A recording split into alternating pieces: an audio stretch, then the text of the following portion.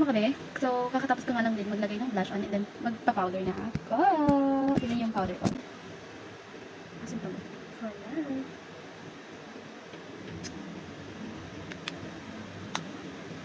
Ano ba? Oil.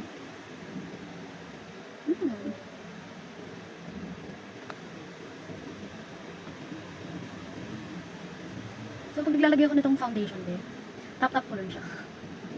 And alam nyo ba, hindi ako fan ng foundation. Pero, be, ito yung nirecommend ni Mr. Hachi, be, Alejandro, sobrang, ay, be, hindi siya nagkikay kahit, kapag kahit tumagal siya, hindi siya ganun. Magkikay yung makeup mo, yung foundation mo, hindi siya ganun, be. Super ganda niya. That's why. Maging fan na ako nitong makeup. Ayan, tingnan nyo. Look at the difference, diba? Ano pa nito? Ano ito? Ayan. Yan na lang ako maglalagay ng foundation. Tap-tap lang. Ayan, kasi natabo naman yun. So, yun na lang maglalagay. Full coverage ko talaga lagi pag nagpa-foundation ako. Kasi ito lang, panalo lang. Ayan.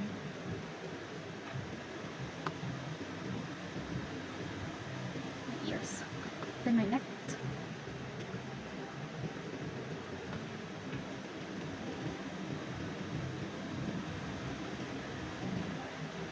Diba? Kailan yan? 200 pesos ko lang to na check out dito sa TikTok be. And meron ka ng ganitong kaplakadong foundation be. Kaya makeup na to. Z Makeup Foundation na to. Itong powder na to be. Ang ganda nga. Super duper. Hindi ako fan pero be, nagiging fan ako ng foundation ni Z Makeup be. Kasi super, grabe talaga. Ang ganda ng pagkakalapat niya sa face ko. Kaya pag hinihintay mo ba 200 pesos na to, i-check out mo na yan.